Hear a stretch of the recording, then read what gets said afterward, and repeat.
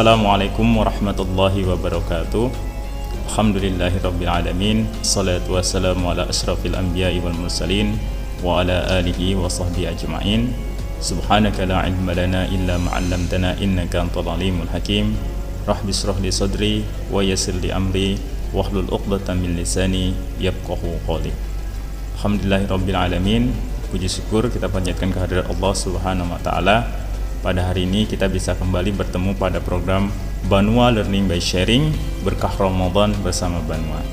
Salawat dan salam tidak lupa kita haturkan kepada junjungan kita Nabi besar Muhammad SAW.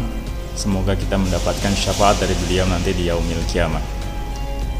Pada episode kali ini kita akan melanjutkan belajar kita dari salah satu guru kita, Bapak Abdullah Farid LC.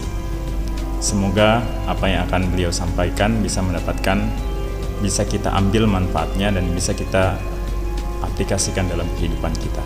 Selamat menyaksikan. Bismillahirrahmanirrahim. Inna sholata kanat 'alal mu'minina kitaban mawquta. Jadi salat itu wajib atau diwajibkan bagi orang-orang mukmin. Kitaban itu wajib, mawquta pada waktu yang telah ditentukan. Artinya kita tahu bahwa ada salat subuh, salat zuhur, salat asar, salat maghrib, salat isya, ya ada 5 salat. Itu waktunya sudah ditentukan. Artinya ketika subuh, ketika sudah munculnya fajar shadiq, terus kemudian sampai terbitnya matahari, kita tidak boleh bermain di waktu itu. Artinya sebelum fajar shadiq muncul kita sudah salat duluan, tidak bisa seperti itu. Atau saya nggak mau salat zuhur pada waktu bayangan lebih dari bayangan itu lebih dari 2 kali barangnya gitu ya, tidak bisa seperti itu. Karena Allah sudah menetapkan kalau waktunya memang seperti itu maka harus seperti itu. Dan ini sangat penting sekali bahwa ibadah itu adalah ubudiyah. Artinya karena Allah memerintahkan seperti itu maka kita menjalankannya seperti itu. Jadi tidak ada mahalul istihad di sini, tidak ada, karena memang sudah pasti. Terus seperti dan saya lupa. Baik. Kita membahas tentang fungsi atau hikmah dari diperintahkannya sholat itu sendiri banyak sekali sebenarnya. Tapi di sini saya mencoba untuk membahas tentang sholat itu sebagai sebuah pembersihan, gitu ya. Jadi hadis Rasulullah mengatakan, masalus sholawatil khamsi kamathali nahrin jarin ghamrin ala babi ahadikum yaqtasil minhu kulla yaumin khamsa marrat. Jadi sholat 5 waktu itu kan, kenapa? Itu ibarat sebuah sungai yang mengalir deras di depan pintu rumah kalian, yang mana dalam waktu 1 hari itu kalian mengambil atau mandi di dalamnya selama 5 kali. Nah, kalau kita bahas misalnya seperti ini, kita melakukan pekerjaan mulai katakanlah dari subuh ya, masuk kerja, terus kemudian sampai jam 12 itu pada waktu istiwa, terus kemudian sholat duhur. Kita hidup di dunia ya tentu saja ada banyak hal-hal yang entah itu secara sengaja atau tidak, karena memang setan itu tidak berhenti bekerja ya, meskipun dalam bahkan di saat corona seperti ini mereka nggak work from home, mereka selalu berada di tengah-tengah kita. Bahkan ketika kita berada di dalam rumah pun setan itu tidak berhenti bekerja gitu ya. Mereka selalu menggoda kita. Ada hal yang tidak baik, mungkin mata kita melirik. Ada hal yang tidak baik, mungkin telinga kita mendengarnya. Atau ada hal yang tidak baik, hati kita, mungkin ada teman kita yang mendapat kenikmatan, tapi hati kita iri. Nah, banyak sekali hal-hal yang menjadi pemicu seseorang itu melakukan sebuah kemaksiatan. Selama di dalam diri manusia ada nafsu, maka manusia itu condong untuk melakukan hal yang buruk. Nah, disinilah peran sholat itu sendiri. Kita tadi katakan bahwa sholat itu ibarat air yang mengalir deras. Ketika kita kotor misalnya, kita habis, katakanlah petani habis dari sawah, nyangkul gitu ya, terus kemudian menanam. Kalau orang Jawa bilangnya tandur, itu pasti belepotan dengan lumpur. Terus kemudian menanam, nandur, terus itu berlumuran dengan lumpur, maka di sampingnya itu ada kali, langsung dia akan nyebur. Nah, begitu juga dengan kita. Selama 1 hari full, kita banyak menghadapi hal-hal seperti itu. Maka peran sholat di situlah manusia menghadap Tuhannya. Seorang hamba dia hanya ada 1 koridor, itu hanya antara dia dengan Allah semata. Makanya di situ dikatakan sholat adalah ibarat sungai yang mengalir yang kita 5 kali sehari membersihkan diri dengannya. Baik, terus selanjutnya sholat itu adalah tiang agama. Sholat imaduddin, faman aqamaha faqad aqamaddin, waman hadamaha faqad hadamaddin. Jadi sholat itu adalah tiang agama. Barang siapa yang mengerjakannya maka dia sudah mendirikannya, tetapi barang siapa yang tidak mengerjakannya maka dia telah merobohkannya. Ini sangat penting sekali. Terus yang pasti juga hal pertama yang akan dihisab nanti di kelak di akhirat. Awwalu ma yuhasabu bihil insan as-shalah. Itu juga sangat penting sekali. Baik, selanjutnya di sini ada hikmah-hikmah dari sholat itu sendiri. Pertama, mengeluarkan manusia dari unsur hewani menuju insi gitu ya. Jadi unsur-unsur hewani yang ada di dalam dirinya dia dia tarbiyah atau dia didik gitu. Dia didik dengan cara sholat itu. Inna sholata tanha 'anil fahsya'i wal munkar gitu ya. Sholat itu mencegah seseorang untuk berbuat kemaksiatan, mencegah dari berbuat keburukan dan juga sesuatu yang tidak baik. Makanya di situ adalah ada tarbiyatun nafs di situ. Terus menyetarakan posisi manusia satu sama lain. Nah, ini tidak ada perbedaan antara seseorang yang entah itu kaya atau miskin. Jadi tidak ada dikotomi hal seperti itu. Semua manusia, baik itu pangkatnya rendah atau tinggi, kaya maupun miskin, dia memiliki tugas yang sama, yaitu beribadah kepada Allah dengan sholat tadi.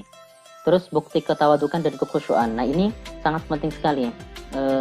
Manusia dituntut untuk tidak celingak-celinguk pada waktu saat sholat. Bahkan kalau menurut ilmu fikih, ketika seseorang itu bergerak atau menggerakkan anggota badannya lebih dari 3 kali, maka dia akan batal. Nah, jadi dari di sini ada pendidikan atau tarbiyatun nafsi di sini, bahwa manusia itu harus fokus apa yang ada di depannya, harus khusyuk, dia harus tawadhu. Ketika sholat tidak boleh celingak-celinguk menghadap ke atas misalnya, dia harus melihat ke tempat sujudnya.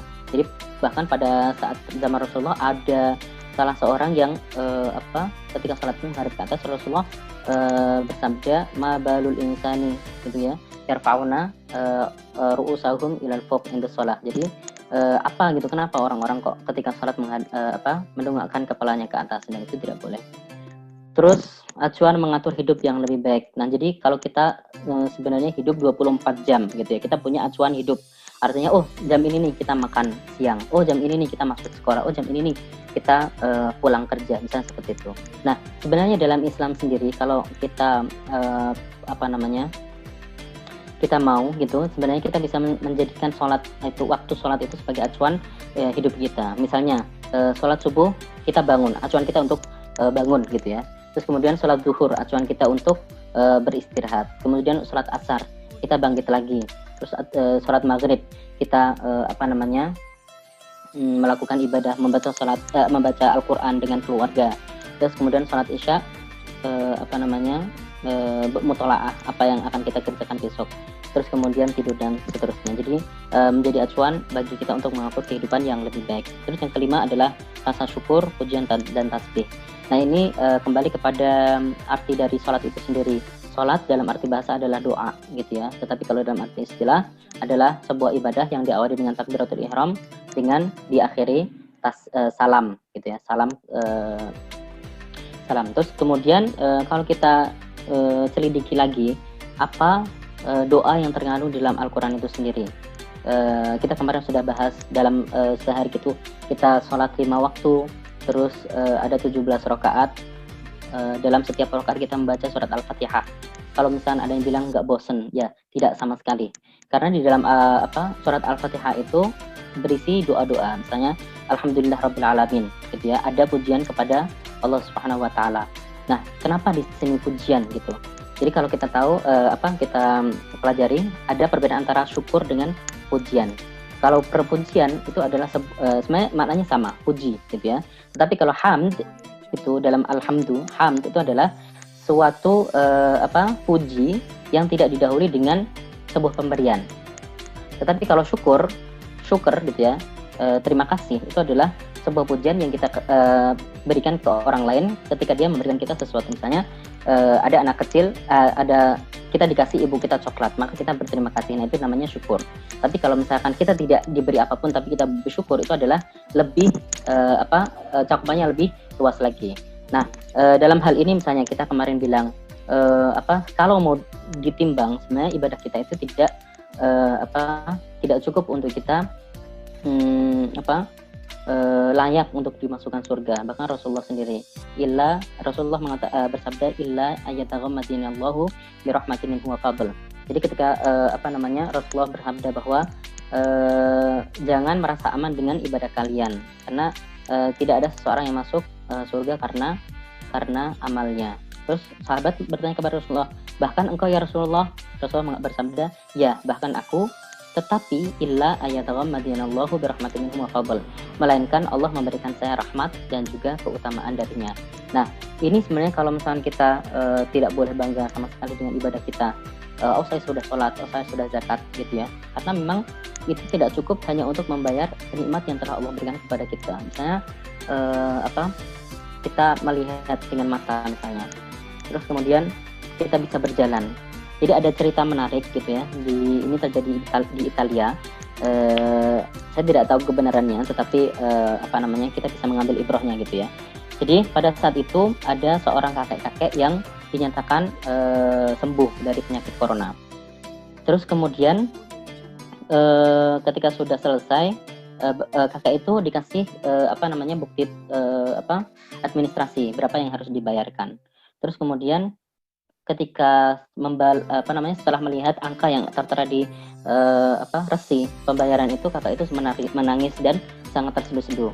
Akhirnya dokter pun menenangkannya, gitu ya. Dibilang ternyata tertulis di situ adalah 500 euro per harinya, dan kakak itu telah berada di rumah sakit itu hampir selama 1 bulan.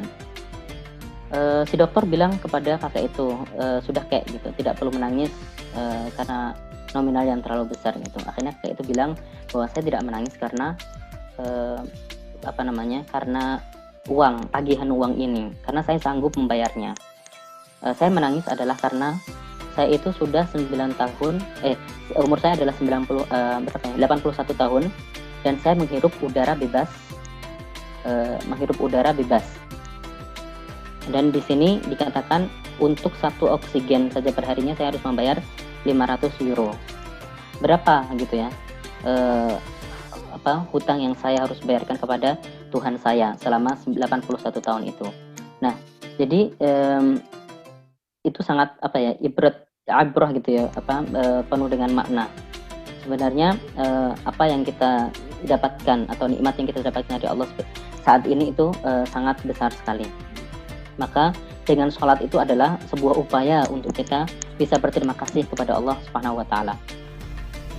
Demikianlah program Banua Learning by Sharing Berkah Ramadan bersama Banua pada episode kali ini.